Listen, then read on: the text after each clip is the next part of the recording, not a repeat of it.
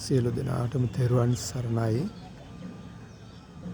අද මාර්තු මාසේ 18 වෙනි අඟහරුවාදා දවසේ මම අනුරාධපුරේ රුවන්වැලි මහා සෑයේ අභියස ඉඳගෙන අද මේ පින්වත් උදවියට මේ දේශනාව අද කරන්නේ.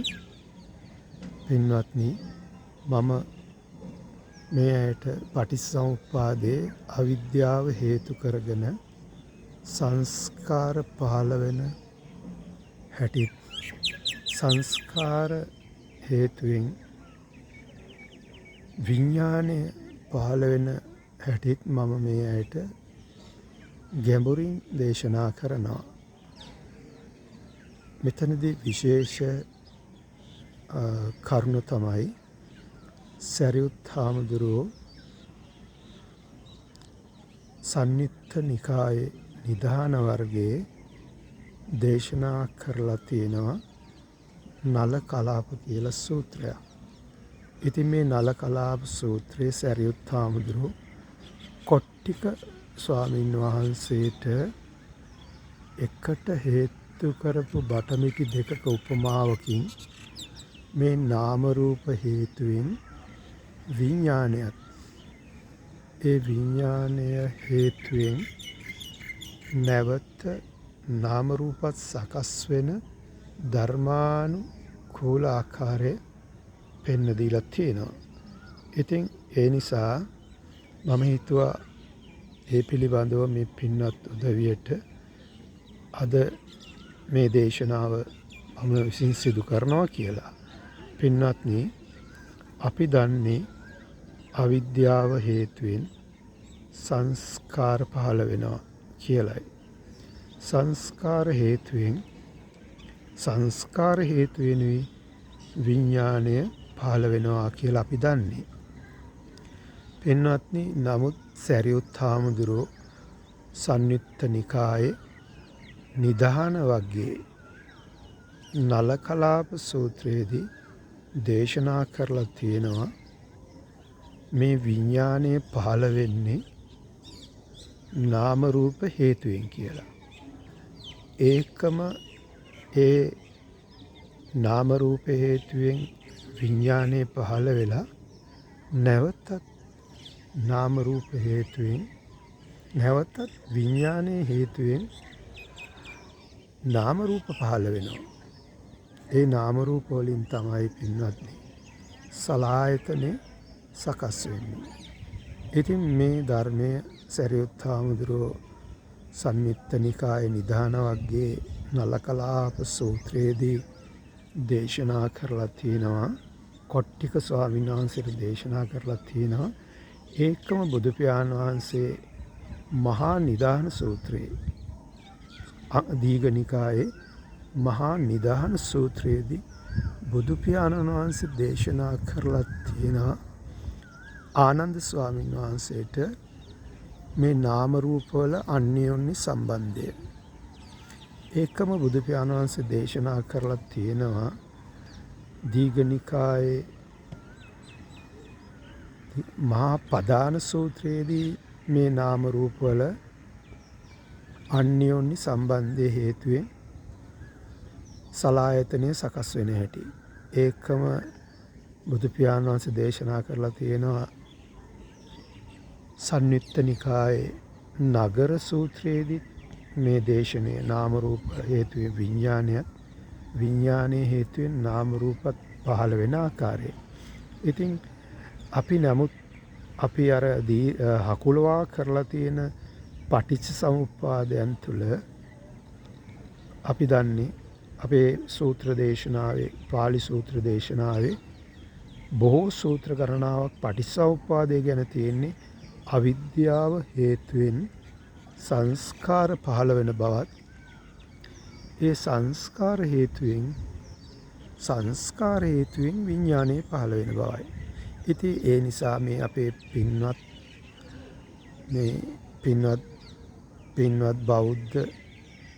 බෞද්ධ පින්වතුන් සියලු දෙනාම දන්නේ සංස්කාර හේතුවෙන් විඥානය පහළ වෙනවා කියලයි.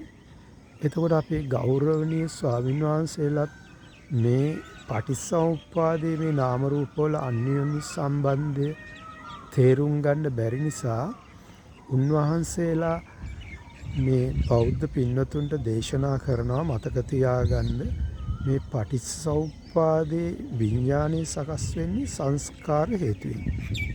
හැබැයි පංච උපාදානස්කන්ධයේ විඥානය සකස් වෙන්නේ නාම රූප හේතුවෙන් කියලා. ඉතින් පින්වත්නි, නමුත් මේ සියලුම පටිච්චසමුප්පාදයන් වල අවිද්‍යාව හේතුවෙන් සකස් වෙන සියලුම පටිච්චසමුප්පාදයන්ගේ අවිද්‍යාව හේතුවෙන් සකස් වෙන සංස්කාර මේ අය දන්නවනේ. කාය සංස්කාර, ආස්වාස ප්‍රාස්වාසය, වචී සංස්කාර, විතක්ක විචාර, චිත්ත සංඛාර, වේදනා සංඥා කියන මේ සංස්කාර තුල චිත්ත සංස්කාරයේ තමයි වේදනා සංඥා තියෙන්නේ. වේදනා සංඥා කියන්නේ නාම ධර්ම දෙකක්. එතකොට මේ චිත්ත සංස්කාරය ඇසුරු කරගෙන තමයි නාම ධර්ම සකස් වෙන්නේ. එතකොට බුදු පියාණන් වහන්සේ දේශනා කරලා තියෙනවා මේ නාම ධර්ම සකස් වෙන්න නම් චිත්තය කිලුට වෙලා මනස වුණාම මනස විසින් ගන්න නිමිත්ත හෝ නිමිත්තෙන් කොටසක් හේතු කරගෙන තමයි ඒක නිමිති රූපයක් වෙලා ඒ නිමිති රූපයට අදාළව තමයි නාම ධර්ම බැසගන්නේ. එතකොට ඒ නාම රූප හේතුවෙන් තමයි ඒ නිමිති රූපයත් නාම ධර්මත් හේතු කරගෙන තමයි ඇස මුල් කරගන්න චක්කු විඥානය සකස් වෙන්නේ. ඒ නිසා තේරුම් ගන්න සංස්කාර හේතුවෙන් විඥානය පහළ වෙනවා නෙමේ. ඒක හකුලවා කරලා තියෙන දේශනයක් වුණාට ප්‍රායෝගිකව අපි ඇහෙන් රූපයක් දකිනකොට, කනෙන් ශබ්දයක් අහනකොට, නහයෙන් ගඳ සුවඳක් දැනගන්නකොට, විඳිනකොට, දිවෙන් රසයක් විඳිනකොට, කයෙන් පහසක් විඳිනකොට, මනසට අරමුණක් පහළ වෙනකොට ඒ අවිද්‍යා සහගත පුරුෂ පුද්ගලයා තුළ කාය සංස්කාර, වචී සංස්කාර, චිත්ත සංස්කාර ඇසුරු කරගෙන නාම රූප පහළ වෙලයි චක්කු විඥානේ පහළ වෙන්නේ. ඉතින් මම මේ පින්වත් උදවියට මේක හොඳින්ම තේරුම් ගන්න උපමාවක් හැටියට කොහොමද මේ සංස්කාර වලින් විඥානයක් සකස් වෙනවා කියලා බුදු පියාණන් වහන්සේ දේශනා කරලා තියෙන්නේ කියලා මම මේ පින්වත් උදවියට විග්‍රහ කරලා පෙන්නනවා. පින්වත්නි, අපේ ඇසට රූපයක් දකිනකොට අපේ ඇස් දෙකෙන් යම්කිසි මිනිස්සෙක් හෝ ද්‍රව්‍යයක් දකිනකොට ඒ බාහිර ලෝකයේ තියෙන ආලෝකය නිසා ඒ රූපය හෝ ඒ ද්‍රව්‍ය වර්ණ රූපයක් හැටියට ඇවිල්ලා අපේ ඇහි චක්කු ප්‍රසාදේ ගැටිලා, මේ ගැටීම නාම ධර්මයක් නෙමෙයි, ගැටිලා චිත්තේ පහළ වෙනවා. එතකොට චිත්තේ පහළ වුණාම අපි චිත්තෙන් ඒ ගැටුණු රූපේ දකිනවා. එතකොට අපි දකින්නේ විඥාණයෙන් නෙමෙයි, චිත්තයෙන්. එතකොට චිත්තයෙන් ඒ රූපය දකිනකොට අපිට සංසාරගත තියෙන අපේ රාග, ద్వේෂ, මෝහ කියන අපි තුළ කෙලෙස් නිසා සිදුවෙන්නේ අපි කැමති කෙනෙක් නම් අපිට සතුටක් ඇති වෙනවා. ඒ කියන්නේ විඳීමක් ඇති වෙනවා, සතුට විඳීමක්. අකමැති කෙනෙක් නම් තරහක් යනවා. ඒ කියන්නේ දුක විඳීමක්. එහෙම නැත්නම් ද්වේෂයක් ඇති වෙනවා. එහෙම නැත්නම් කැමැතිත් නැති, අකමැතිත් නැති කෙනෙක් නම් මධ්‍යස්ථ වේදනාවක් තමයි ඇති වෙන්නේ. ඒ නිසා තේරුම් ගන්න ඒ බාහිර ලෝකයේ තියෙන රූපය ආලෝකය නිසා ඇවිල්ලා චක්කු ප්‍රසාදයේ ගැටලා චිත්තේ පහළ වුණාම අපි චිත්තයෙන් ඒ රූපය දකිනවා. රහතන් වහන්සේත් රූප දකින්නේ චිත්තයෙන්. මොකද රහතන් වහන්සේට විඥානයක් සකස් වෙන්නේ නැහැ. රහතන් වහන්සේගේ නිමිති රූපයේ නිරෝධ නිසා චිත්තය විසංකාරයි. සංකාර වෙන්නේ. ඒ නිසා උන්වහන්සේගේ චිත්තේ ඒ නිමිති රූපේ පිහිටන්නේ නැති නිසා උන්වහන්සේගේ චිත්තේ කිලුට වෙන්නේ. එතකොට උන්වහන්සේ චිත්තේ නාම ධර්ම සකස් වෙන්නේ, විඥාන සකස් වෙන්නේ. ඒ නිමිති රූපේ නැති නිසා නාම ධර්ම නැහැ. නාම ධර්ම නිරෝධ නිසා උන්වහන්සේ රහතන් වහන්සේට විඥාන නිරෝධයි. ඉතින් මේ රහත් වූ හැම පුද්ගලයෙකුටම අනාගාමී උත්තමයාට පංචකාමයේ නිරෝධ නිසා ඇස කන නාසය දිව කය මුල් කරගෙන මේ දේ සිදු නොවුනත් අනාගාමී උත්තමයාටත් මනස මුල් කරගෙන ධම්ම නිමිති රූප පිහිටනවා. පින්වත්නි, ඒ නිසා තේරුම් ගන්න මේ අනාගාමී උත්තමයාට ධම්ම නිමිති රූපයක් පිහිටලා ඒ ඇසුරු කරගෙන පටිච්චසමුප්පාදේ සකස් වෙනවා. ඒ රූපේ පිහිටියොත් අර ඇහි වර්ණ රූපය ඇවිල්ලා මම දැන් කතා කළේ සාමාන්‍ය පුද්ගලයෙකුගේ අර බාහිර ලෝකයේ රූපයක් දැක්කාම ආලෝක නිසා ඒ රූපේ පැමිණිලා චක්කු ප්‍රසාදයේ ගැටිලා චිත්තේ පහළ වුණාම චිත්තෙන් ඒ පුද්ගලයා ඒ රූපය දකිනවා. දකිනකොට එයාට තියෙන කැමැති අකමැති මධ්‍යස්ථ භාවය නිසා චිත්තය කිලුට වෙලා චිත්තේ මනස වෙනවා. මනස වුණාම මනස කරන්නේ චිත්තයෙන් දැක්ක ඒ රූපයෙන් නිමිත්තක් හෝ නිමිත්තෙන් කොටසක් ගන්නවා. මේ බුදු පියාණන් වහන්සේ මේ නිමිත්ත ගැන දේශනා කරලා තියෙනවා. චූල හත්තිපදෝම සූත්‍රයේ මජ්ක්‍ධිම නිකායේ මූල පණ්ණාසකේ චූල හත්තිපදෝම සූත්‍රයේ චක්කුණා රූපේන දිස්වා න නිමිත්තක් ගා හෝති සබ්භ්‍යංජනං ගා හෝති කියලා බුදු පියාණන් වහන්සේ දේශනා කරලා තියෙනවා. ඒ වගේම බුදු පියාණන් වහන්සේ තවත් මජ්ක්‍ධිම නිකායේ මජ්ක්‍ධිම පණ්ණාසකේ, ඒ කියන්නේ දෙවෙනි පොතේ සේක කියන සූත්‍රයේදී බුදු පියාණන් වහන්සේ මහානාම කුමාරයාට මේ නිමිත්ත හෝ නිමිත්තෙන් කොටස ගැන දේශනා කරලා තිනවා. මේ නිමිත්තක් හෝ නිමිත්තෙන් කොටසක්වත් ගන්න එපා කියලා. ඒ වගේම පින්වත්නි තේරුම් ගන්න බුදු පියාණන් වහන්සේ රහත් නොවූ අනාගාමි, සකුදාගාමි, සෝතාපන්න, පෘථග්ජනය ගැන බුදු පියාණන් වහන්සේ දේශනා කරන්නේ නිකේතසාරී කියලා. නිකේතසාරී පුද්ගලයෝ. ඒ කියන්නේ නිමිත්ත නැමැති නිවසේ ඉන්නේ. රාතන් වහන්සේ ගැන දේශනා කරලා තියෙන්නේ අනිකේතසාරී. ඒ කියන්නේ නිමිත්ත නැමැති නිවසේ රාතන් වහන්සේ වාසය කරන්නේ නැහැ. ඉතින් ඒකින්ද මම මෙතෙක් මේ බාහිරව මේ වෙන ගැඹුරු ධර්ම කරුණක් කියලා දුන්නේ. මේක තියෙන්නේ සංයුත්ත නිකායේ කන්දක වර්ගයේ 4 වෙනි පොතේ හාලිද්දි කාණි කියන සූත්‍රයේ. ඉතින් පින්වත්නි අර චක්කු ප්‍රසාදයේ ගැටලා චිත්තේ පහළ වුණාම චිත්තය කිලට වෙලා මනස වෙනවා. කැමැති අකමැති මධ්‍යස්ථ භාවය නිසා රාග ද්වේෂ මෝහය නිසා මනස වුණාම මනස කරන්නේ ඒ චිත්තෙන් දැක්ක රූපයෙන් නිමිත්තක් ගන්නවා. නිමිත්තක් අරගෙන ඒ නිමිත්ත ගැන මනස මානසිකාර කරනවා. මානසිකාර කරනකොට නිමිති රූපයක් වෙලා මනසේ පහළ වෙනවා.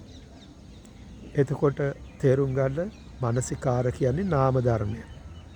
එතකොට නිමිති රූපයක් වෙලා මනසේ පහළ වුණාම මනස ඒ නිමිති රූපේ ස්පර්ශ වෙනවා. ස්පර්ශය කියන්නේ නාම ධර්මයක්. ඒතකොට ස්පර්ශය නිසා කරුණු 3ක් අනුපිළිවෙලෙන් සිද්ධ වෙනවා. පින්වත්නි, ස්පර්ශය නිසා වේදනාව කියන්නේ ඒක කැමති කෙනෙක් නම් සැප විඳීමක්, ඒ කියන්නේ සතුටක්. අකමැති කෙනෙක් නම් තරහක් ඇති වෙනවා. ඒක තමයි වේදනාව කියන්නේ. විදින දේ විදින රූපය හඳුනා ගැනීම සංඥාව පහළ වෙනවා. හඳුනාගත් ඒ රූපයට අදාළව ඒ රූපේ පිළිබඳව රූප සංචේතනාව පහළ වෙනවා. පින්වත්නි, මෙතන නිමිති රූපයයි නාම ධර්මයි නිසා තමයි, හේතුවෙන් තමයි චක්කු විඥානය පහළ වුනේ. පින්වත්නි, මේ රූප සංචේතනාව තමයි කැමති කෙනෙක් හෝ අකමැති කෙනෙක් දැකලා ඇතිවෙන රූප සංචේතනාවට තමයි අපි පුඤ්ඤාභි සංඛාර, අපුඤ්ඤාභි සංඛාර, ආනේජාභි සංඛාර කියලා අපි දේශනා කරන්නේ. භාවනා කරන කටයුත්තකදී නම් ඒ ඇති වෙන නාම රූප වල පහළ වෙන රූප සංචේතනා රූපය තමයි ආනේජාභි සංකාරයක් වෙන්නේ. අපි ධර්ම කටයුත්තක යෙදিলা ඇති වෙන පුණ්‍යමය සිතුවිල්ලක් ඇතුළු කරගෙන රූප සංචේතනාවක් පහළ වුණා නම් ඒක තමයි පුඤ්ඤාභි සංකාරයක් වෙන්නේ. ඒ වගේම අපිට අකමැති පුද්ගලයෙක් දැකලා ද්වේෂයක් ඇති වුණා නම් ඒ වෙලාවේ ඇති වෙන නාම රූප වල ඒ ගන්න නිමිති රූපය ඇසුරු කරන් ඇති වෙන නාම රූප වල ඇති වෙන රූප සංචේතනාව අර මම පෙන්න දුන්නානේ මානසිකාර ස්පර්ශ වේදනා සංඥා රූප සංචේතන හේතු වෙනුයි චක්කු විඥානය හේතු වෙන්නේ කියලා.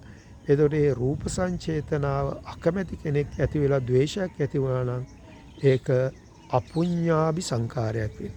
ඒක නිසායි අවිද්‍යාව හේතුවෙන් සකස් වෙන සංස්කාරවල පුඤ්ඤාභි සංකාර අපුඤ්ඤාභි සංකාර ආනේජාභි සංකාර සකස් වෙනවා කියලා මේ ගෞරවණීය ස්වාමින් වහන්සේලා අවබෝධයෙන් නුනට අපේ අතීතයේ මේ මහා තෙරුන් වහන්සේලා කරලා තියෙන විග්‍රහයන්ට අනුව ඒ අදහස උන්වහන්සේලා ප්‍රකාශ කරනවා.